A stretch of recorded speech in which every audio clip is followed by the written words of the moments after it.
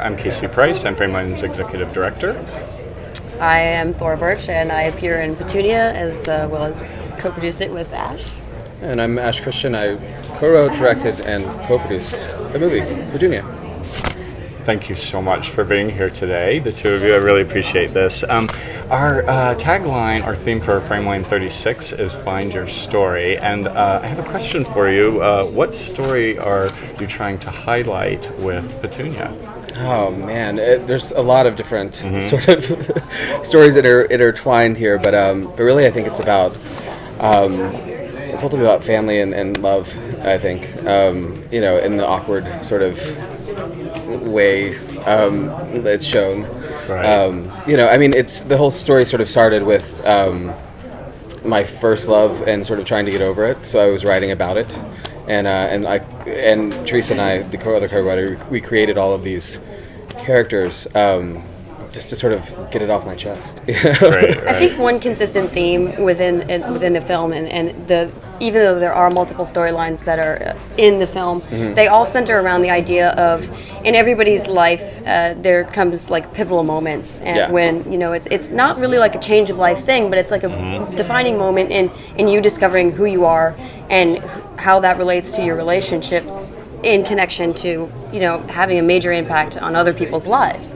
So that's one consistent theme is no matter if you're older and you're in a relationship that you've been in forever and you want to redefine it, or like Ash said, a new love, or you're in a place where you think you're starting your life and yet you realize that's not actually the life that you want to start, which is the experience my character has. Right.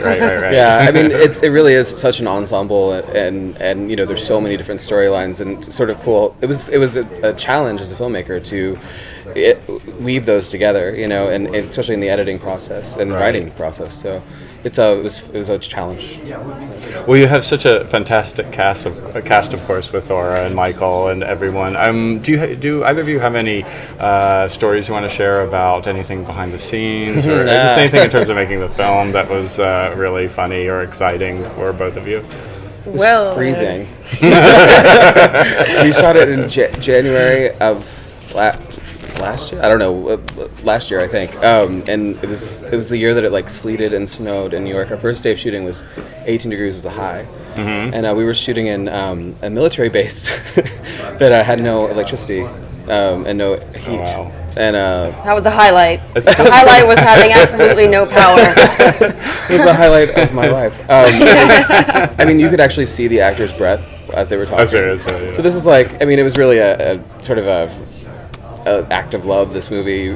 People really needed to love the movie and love the story to do it, because the conditions weren't great, but it was a blast. The conditions weren't great. We did have limited resources, and it was just difficult from a logistical point of view, trying to go from one area of New York and into another area to shoot 4 different scenes in one day. And I have to give credit to our actors, because they did not complain one time, and they had every single reason to at any given moment to complain about a multitude of things. I think I complained more.